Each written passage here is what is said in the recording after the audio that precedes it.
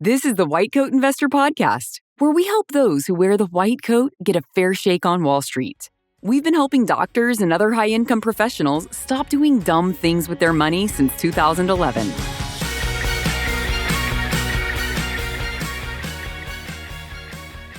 This is White Coat Investor Podcast number 412.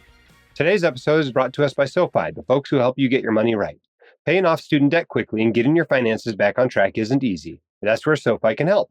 They have exclusive low rates designed to help medical residents refinance student loans. And that could end up saving you thousands of dollars, helping you get out of student debt sooner. SoFi also offers the ability to lower your payments to just $100 a month while you're still in residency. If you're already out of residency, SoFi's got you covered there too. For more information, go to SoFi.com/whitecoatinvestor. SoFi student loans are originated by SoFi Bank, N.A., member FDIC. Additional terms and conditions apply. NMLS 696891. All right. For those of you out there in White Coat Investor Land, I hope you're aware of our online communities. There are 4 of these communities. We have a subreddit. Okay, you can find this by going to Reddit and looking for the White Coat Investor subreddit, r/whitecoatinvestor. We have a forum. Okay, you can go to this by going to forum.whitecoatinvestor.com. We have a Facebook group. If you go to the Facebook group called White Coat Investors, you have to apply and sign up and you'll be let in there. And we also have the Financially Empowered Women. This is a much smaller group, but it's all women. And if you prefer to learn in an environment where there's all women, you can do that. Not only is that an online community, but they also have events, and not only at WCI Con in person, but also during the year via webinars and online meetings. So check those out. The benefit of being in a community is you don't feel so alone when you're doing all this stuff. A lot of times you just have questions. And the truth is, just like going through medical school and residency, there's somebody a year ahead of you in this process. And they can answer all of your questions. You don't have to know dramatically more than somebody else to be able to help them. Knowing just a little more than them oftentimes can help them with their questions and their support. You do not have to do this alone. I discovered early on that the way I learn is by reading books and by participating in online forums, communities, And if that's the way you learn as well, check those resources out. Each one of them is a little bit different, right? Facebook is Facebook. People tend to have a little bit shorter, sometimes a little more superficial interactions, but there's a ton of people there. If you want to just reach a whole bunch of people, that's a good place to be. The subreddit tends to skew a little bit younger. Lots of students, lots of residents, lots of young attendings. And so the subjects discussed there tend to be younger kinds of subjects. The forum tends to skew the other way, mid-career, late career, retirees, etc. And so if you prefer interacting with more people like that, you might find the forum meets your needs. And of course, the few is a self-explanatory group. So check all that out and realize that you are not alone. You do not have to do this alone. Not only are there tens of thousands of people listening to this podcast, but there are a whole bunch of other people out there that are high-income professionals, just like you, navigating the same financial setbacks, looking for the same guidance, and really just wanting to become more knowledgeable, more financially literate, maybe a little more financially disciplined. Ask your questions in those communities and pay them forward. Okay, let's do some corrections, clarifications, additional information, whatever you want to call these. Oftentimes we get feedback on the podcast, and it's not as easy to correct podcasts as it is a blog, right?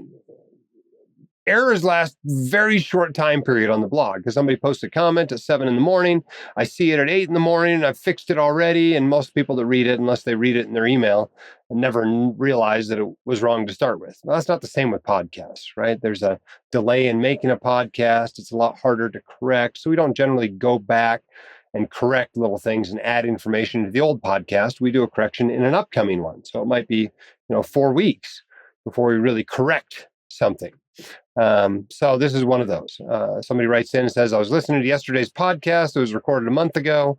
A listener asked you about tax gain harvesting in UGMA accounts.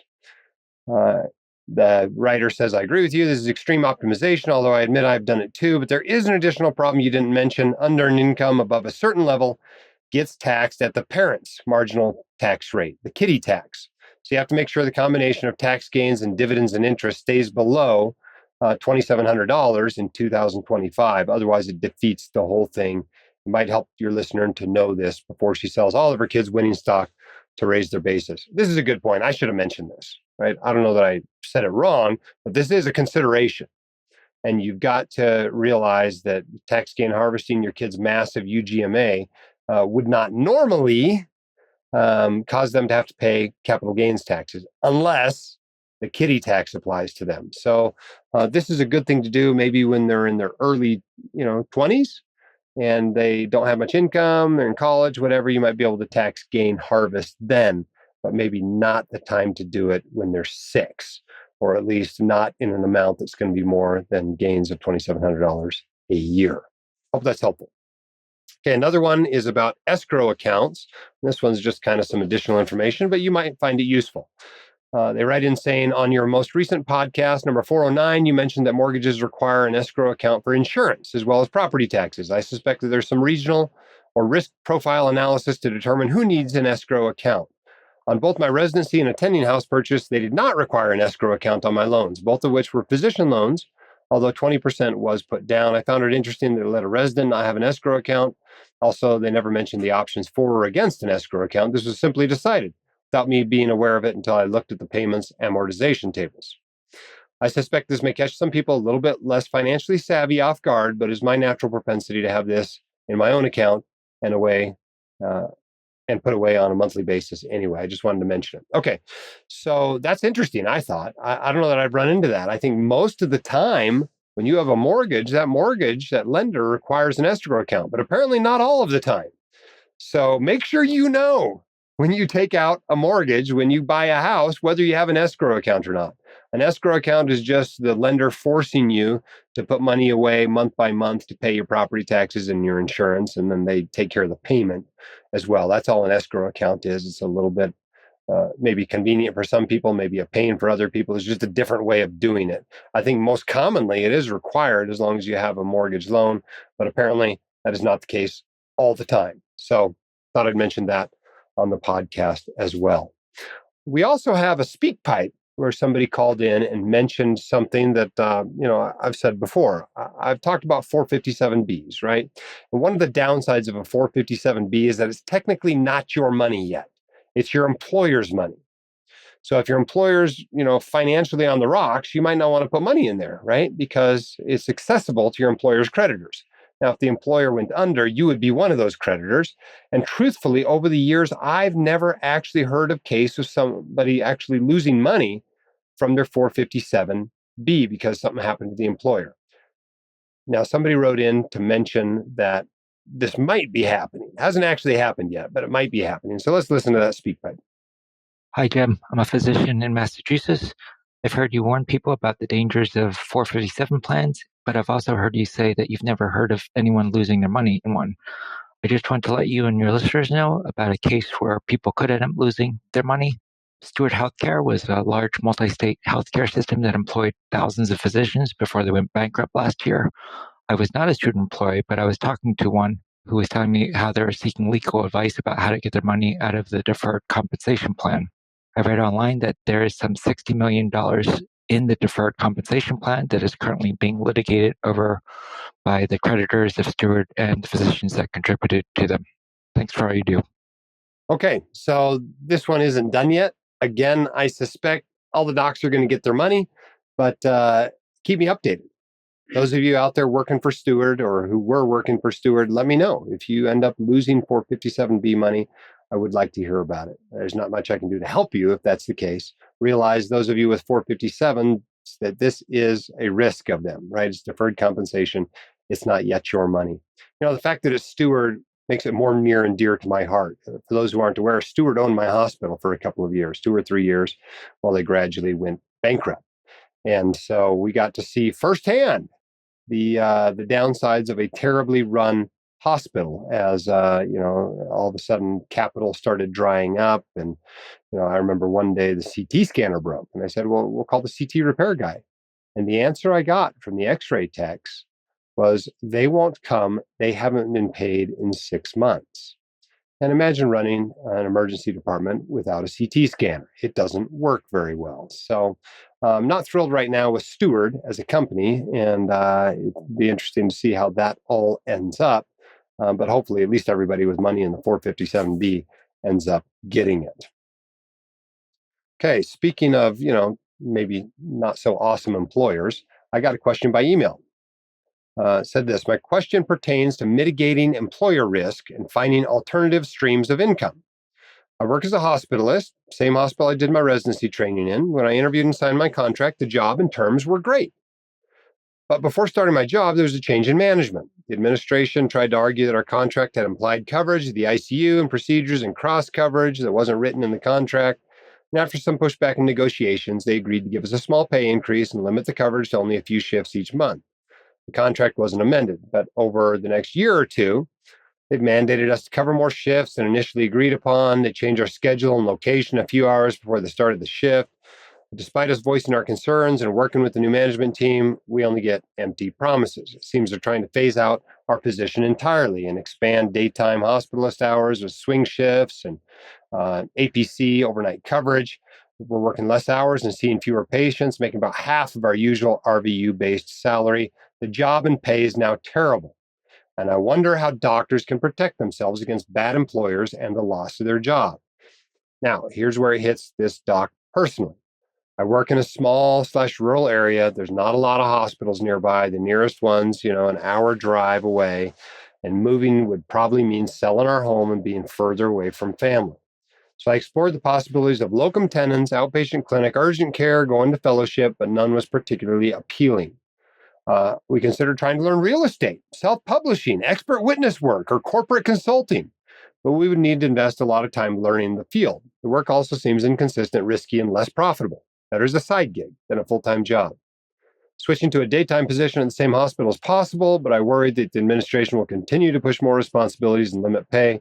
We're looking into hiring a contract attorney to see if we can negotiate a better deal or be released from the contract with paying back our sign-on bonus. I know there are many doctors who find themselves in a similar situation. Would like your opinion on how to best approach this.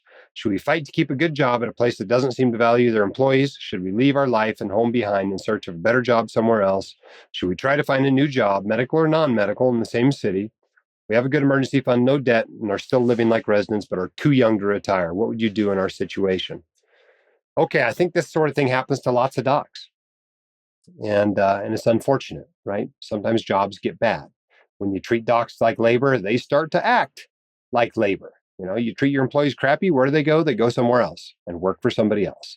And you won't have employers, or you'll have crummy employees that can't get a job at other places. If you're hoping on keeping them there just because they have family nearby or they want to live in that small town, that doesn't seem like a great long-term strategy. So what should this doc do? Well, you got a toxic job. So the job either needs to change or you need to go to a new job, or you're going to burn out, right? The biggest financial risk in your career is burnout. So you need to make all of your career decisions with the number one priority being career longevity. Right? It's pretty wild. I mean, this is a doc that's still in the live like a resident years, right? And is considering leaving medicine, considering doing real estate, self-publishing, expert witness work, corporate consulting, right? Because of a bad job. Well, this doc probably needs to keep working in medicine, right? I'd keep this job for now, maybe switch to days if that's a little bit less toxic, but start looking for a better job, right? Don't quit and then look for a better job. Look for the better job, get the better job, then quit. Does that mean you're going to have to move your family? Probably does. And I'm sorry. And I hope this house you're in isn't, a big fancy doctor one you just bought a year ago. I hope it's the one you were living in as a resident or something. But it is a problem, right? You go to a job, you think the job likes you, you like the job, so you buy a house, then the job changes. Well, what are you going to do, right? You gotta adapt. You gotta roll with the punches. But at this point in your career, retiring is not an option. Switching to a side gig you haven't even started yet, that's not a good option right now. I mean, sure, work on side gigs, build up side gigs. Obviously, the side gig worked out really well for me. Now there's 18 people working at my side gig. Sometimes that happens, but most of the time, a side gig stays a side gig. And the best way for most doctors to make money is doctoring. This doctor needs another doctor job. And if you can't force this job to get better, you probably need to go somewhere else. Now, that might be locums. Mentioned you looked into that. And then you can still live in the place you have. You can be near your family, and you're just gone for a week or two, a month, doing locums somewhere else. Maybe it's commuting an hour away for a while until you line up, another job. But most likely, it's probably moving. And lots of people don't live in the same town as their family because their job doesn't let them live in the same town as their family. And while that's unfortunate, it sure beats being in a job that's going to burn you out in 2 years, or a job where you're making half of what you can make somewhere else. I mean, you can buy a lot of plane tickets home. You can get a NetJet subscription and come home for half a doctor's salary. So it's just not okay to be in a place where you're making half of what you're really worth. So it sounds to me like a change is coming. I'm sorry to hear it, but there certainly are toxic jobs out there. Doesn't mean you shouldn't be a doctor, though. Now, if you want to learn how to do real estate and you want to do some, consulting work, or you want to do some medical legal work, great. Start getting into that stuff. But you can't walk out of your doctor job today and support your family and pay off your student loans and save for retirement with a medical legal job tomorrow. It just doesn't work that fast. It takes time to build that business up. All right, let's take a question off the speak pipe. Hi, Jim. This is Edward from the Southeast. Thank you for all that you do. I have the opportunity to buy into a soon-to-be constructed surgery center. There will be 2 separate buy-ins, one for real estate and one for operations. Each buy-in is relatively low as it's a new center, and both expect to pay out on K1 dividends. I'm considering buying into at least the real estate portion using my Roth IRA. One of the servicers on your recommended page believes they'd be able to handle this kind of transaction. Assuming the real estate return is comparable to the total stock market return, does it make sense to put this kind of asset into a Roth IRA and avoid paying taxes on the dividends? Would the appreciation on my investment also be tax-free when I sell in retirement? I can't see that there'd be any hiccups with Stark laws or anti-kickback laws. Is there anything else I'm missing here? Thanks for your help. Okay, lots of questions there. Let's see if we can answer them all. First of all, should you do this? Is it a good idea to buy into a surgical center? Most of the time, the answer is yes.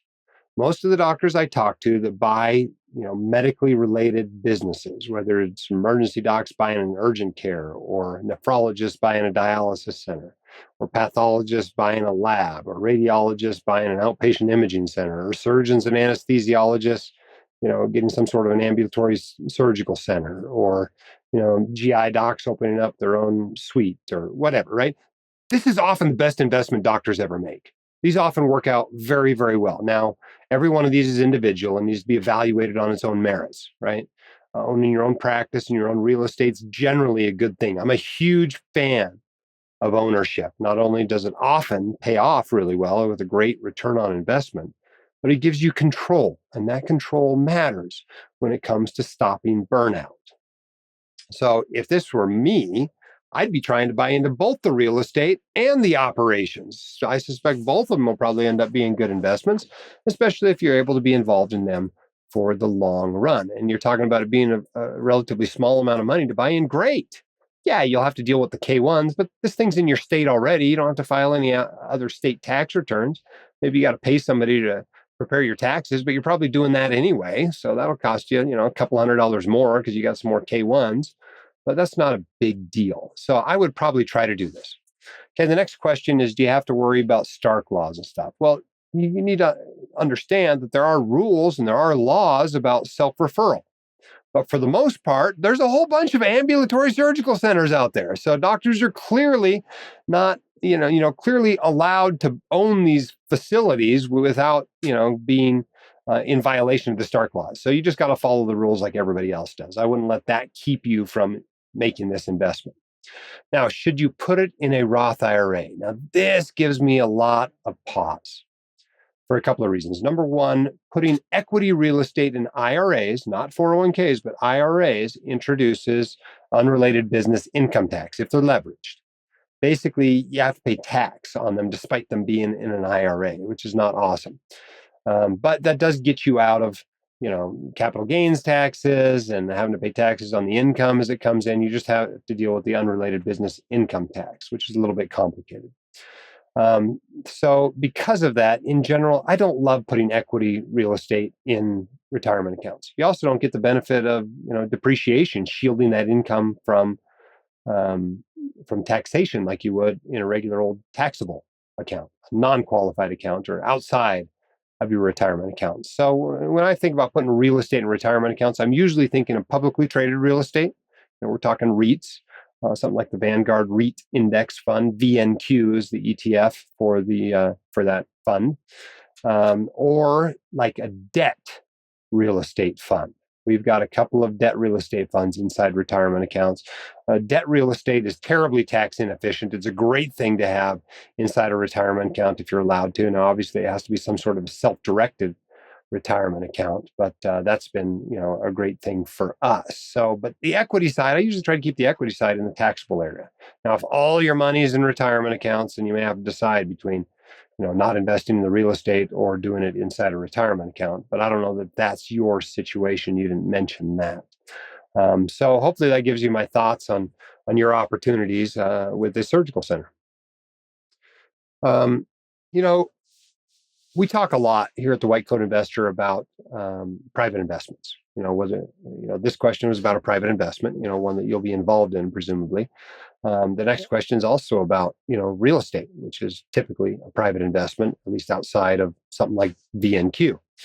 But there's a lot of merit to private investments. There's a lot of cool things about them, a lot of opportunities out there. In fact, the actual number of stocks in the U.S. stock market is going down because investments are not going public at the same rate they used to. They're being taken private at a much higher rate than they used to. And so there's a big market out there for private investments. But if you are investing in the U.S. stock market, there's a pretty darn clear way to do that. And I'm surprised that I keep running into people who are not aware of the best way to invest in publicly traded stocks. Okay? The best way to do this is to invest in index funds. Okay? And I know a lot of you have been listening to this podcast for a long time. This shouldn't be news to you, but this is news to lots of people. The day I'm recording this, which is March 18th, I published a blog post that I actually wrote like a year before then. But basically, the point is, when it comes to publicly traded stocks, the data is very clear. Managers don't beat markets. Let me explain what I mean. I quoted in that post a fellow by the name of Mark Hebner, who wrote a book. His book was called Index Funds, the 12-Step Recovery Program for Active Investors. And he pointed out the behaviors that define an active investor. And these include owning actively managed mutual funds, assuming prices are too high or too low, picking individual stocks, picking times to be in or out of the market, picking a fund manager based on recent performance, picking the next hot investment style or sector, disregarding high taxes, fees, and commissions, investing without considering risk, and investing without a clear understanding of the value of long-term historical data, right? We're talking about market timing. We're talking about actively managed mutual funds. We're talking about picking stocks, okay? None of those are a great idea. The data is very clear. And if you haven't seen the data, I would spend some time looking at it, okay? You can look at it using something like the S&P's SPIVA return. They publish this every 6 months that shows how many U.S. stock funds are underperforming their benchmark, the index, essentially.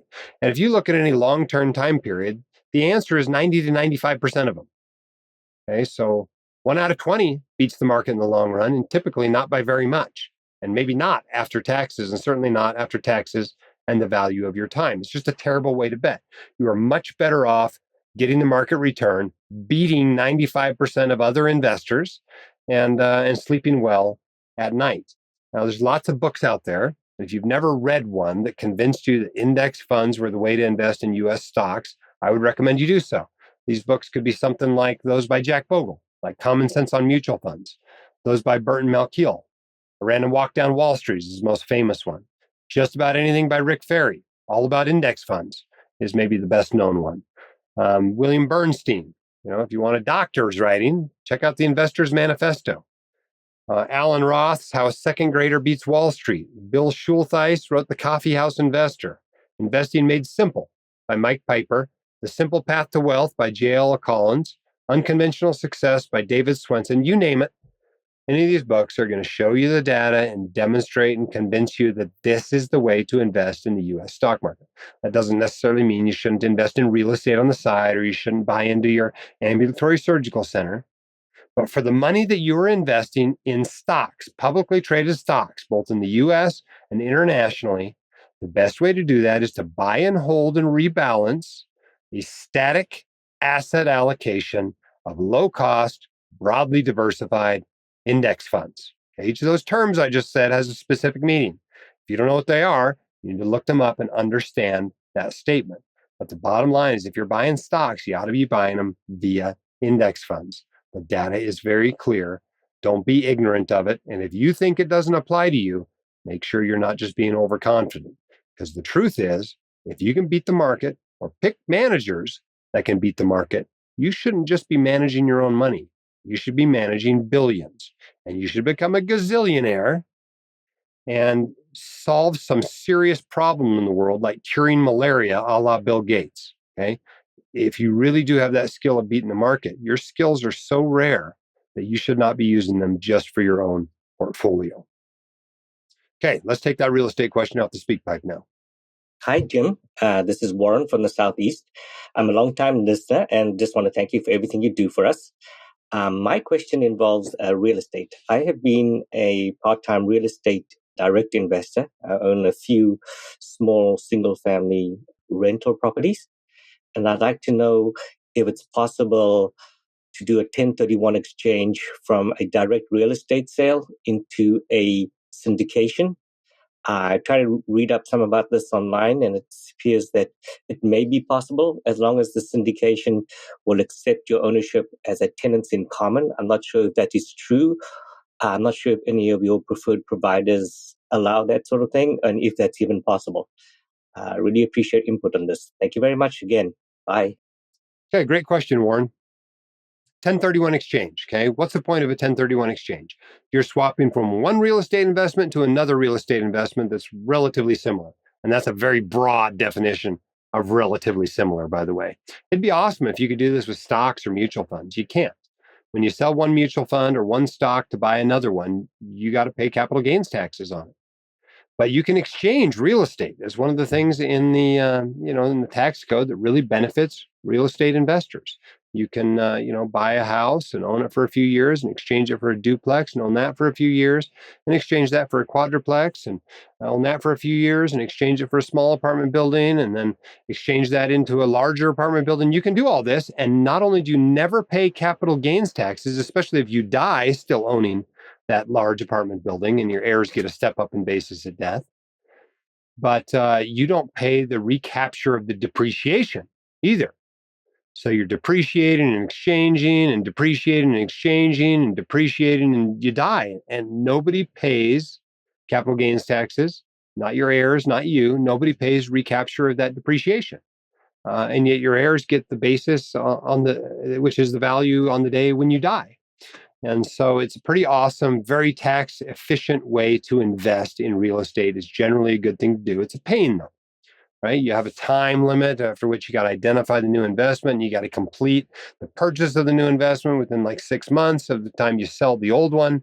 It's got to be an exchange. It can't be you sell one now and you buy another one in 10 years and you call it an exchange. That's not going to fly with the IRS.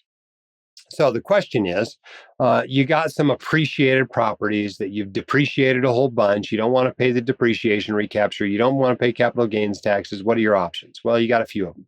One, you can die, right? If you die, still own it. Your heirs get a step up in basis of death. Nobody pays capital gains. Nobody pays depreciation. Another option is you can exchange it into another property, okay? And then nobody pays capital gains. Nobody pays depreciation recapture. But can you exchange it into a syndication, right? Well, what's a syndication? A syndication is like 100 investors going and buying a big 200-door apartment complex. That's a syndication. Maybe your share of it's 50 grand or 100 grand or something like that. But it allows you to, have these economies of scale, this big, huge apartment complex, even though you're only putting in $50,000 or $100,000. And so can you do that? Yes. But guess who has to work with you to do it? The syndicator has to work with you to do it. So you need to ask that question to the syndicator. Now, most of the advertisers we have here at White Coat Investor, most of the people on our real estate list, they are fund managers, because I think most people investing in private real estate benefit from using funds. Most White Coat investors are probably not going to be better off picking individual syndications. We do have a couple of companies on there that do individual syndications. It would not take much for you to pick up the phone, call them both, and ask them, hey, can I 1031 exchange into this syndication that you're selling right now, right? Because when they're doing a syndication, it's only available to invest in for like 3 months, and then they're on to the next one, right? That's the way it works. So I just pick up the phone. I would give them a call. I have not called them and asked each of them this particular question of whether you can take, your 3 duplexes you have in some small town in Iowa and exchange them into the syndication, if they will work with you on that. I think the answer most of the time is no. I think most people don't want to hassle with that. But there are some that do. There is also what's called the 721 exchange. Basically you are exchanging your property that you own into REIT shares, essentially. And so that's kind of cool. That can be done with some REITs will allow you to do that. So look into the possibility of that as well. Another thing that's kind of beginning to sunset a little bit is the concept of an opportunity zone. And an opportunity zone fund is basically where you're investing money someplace where money supposedly needs to be invested. And so there's some additional tax breaks associated with it, and that can help you to put off some of your capital gains taxes for a while. It's not nearly as good as a 1031 exchange, but it might help you with your problem, which is you don't want to pay taxes on the sale of this property you no longer want to own. And then, of course, the last option is to just sell it and pay your stupid capital gains taxes, right? No big deal. Now you have your money, maximum flexibility. You can do whatever you want with it. You can spend it. You can invest it in something else. You can invest it in stocks. You can invest it in more real estate if you want. You can always just sell and pay your taxes. That's not the end of the world either. Congratulations on making money. Now you get to pay taxes. Welcome to how the rest of the world works. Hope that's helpful, Warren. I would ask them individually if that's something you want to do, and maybe it would be worth the hassle for you and them to arrange that tenants in common structure so that you can do this. All right, our quote of the day today comes from Morgan Housel, who said, use money to gain control over your time, because not having control of your time is such a powerful and universal drag on happiness. The ability to do what you want, when you want, with who you want, for as long as you want to, pays the highest dividend that exists in finance. Well said, Morgan. And you should check out Morgan's book, by the way, if you've never read it. It's called I believe it's called The Psychology of Money. Yeah, The Psychology of Money, one of the best books on personal finance I've ever read. It's one of those things you read it and you're like, I wish I'd written this, right? I just did a really nice job on that. I like Morgan. He was a WCI speaker in 2020. And unfortunately, was one of the 25% of our speakers that weren't able to make it to that conference. So he gave his talk virtually for the conference, but it was great to work with him. I don't know that we can afford having Morgan Housel anymore at WCI Con, but he's a great person, and I love the way he thinks. Okay, let's take another one off the speak pipe.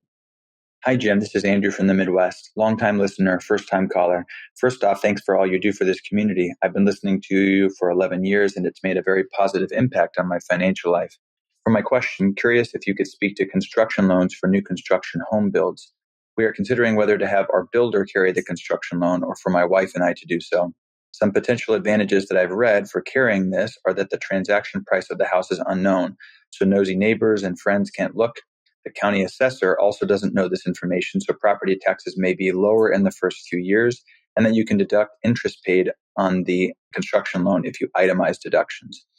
On the contrary, it seems builders may not fully deduct the cost of interest paid from the home price, and it may reduce incentives for builders to complete projects in a timely fashion.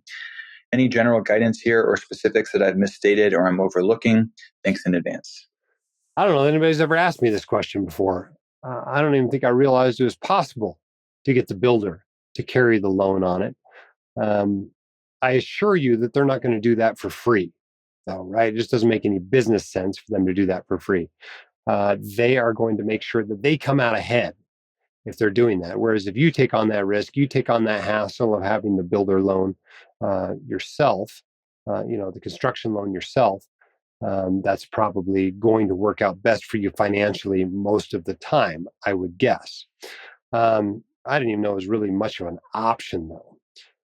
A lot of times what people do is they buy the land with cash they have, and then they borrow against the land to build the house. And then when it's all done, they wrap it all up in a brand new mortgage on the entire thing. I think that's what's done most commonly. But I would look at all your options. If the builder's willing to take the loan and it seems to work out better for you financially, fine. Sounds like they're taking on all the risk. Maybe they have a little more incentive to get it done fast and get the house into your hands so you take over the payments on it. That sounds like, might be a great option. So I would explore that. I would also look around and see if you can get a particularly good rate or particularly good terms on your construction loan. Then maybe you don't want to do that. So I would look into both options. I don't know that there is a definitive way that you should or shouldn't do this. But in general, most people who are building a home should be in a pretty good financial position, right? This is generally not the house you're putting yourself in 6 months out of residency when you still owe $400,000 in student loans. You only have 20 grand to your name, right? This is not the time to do a new home build. This is usually, a few years down the road. You can't find anything that you want, and you're like, I guess we're going to have to build. So you've got to have your current mortgage, and now you got another house that's going to take 9 months or 12 months or whatever to build. You got to be able to afford to carry both of them for a year. Hopefully you have a big, huge down payment. Maybe you can even buy the land with cash. Those are the sorts of situations where it makes sense to build your brand new customized home. But you're ways down the road most of the time when you're doing this, and hopefully quite a bit wealthier than the typical first-time home buyer. Hope that's helpful. Good luck with your new home. Hope it's awesome. As I mentioned at the beginning of the podcast, SoFi could help medical residents like you save thousands of dollars with exclusive rates and flexible terms for refinancing your student loans. Visit SoFi.com/whitecoatinvestor to see all the promotions and offers they've got waiting for you. One more time, that's SoFi.com/whitecoatinvestor. SoFi student loans are originated by SoFi Bank, N.A., member FDIC. Additional terms and conditions apply. NMLS 696891. Don't forget about our social and online communities. We have a subreddit. We have the WCI forum. We have the White Coat Investors Facebook group. We have Instagram, which is a bit of a community as well. Lots of great comments and feedback there in this group. It's, I don't know what it is, 40, 50,000 people or something right now that are following us on Instagram. And of course, the Financially Empowered Women. Check out the Few group as well. Thanks for those of you leaving us 5-star reviews. Thank you for those of you telling your friends about this podcast. It does help us to spread the word. A recent review came in from DLCWM6, who said, "Thank you. I'm so grateful for all this podcast has taught me. I've been listening since I was in residency about 5 years ago, and the impact WCI has made on my personal and financial life has been profound. Thank you for all you have done for my family and I. 5 stars. Awesome. Thanks for that review. Reviews do help other people to find the podcast. So thank you for doing that. We've come to the end. You can do this stuff. It's not that complicated. I promise. This is way easier than whatever you're doing, day to day that you spent a decade learning how to do. Keep your head up, your shoulders back. You've got this. We're here to help. We'll see you next time on the White Coat Investor Podcast. The hosts of the White Coat Investor are not licensed accountants, attorneys, or financial advisors. This podcast is for your entertainment and information only. It should not be considered professional or personalized financial advice. You should consult the appropriate professional for specific advice relating to your situation.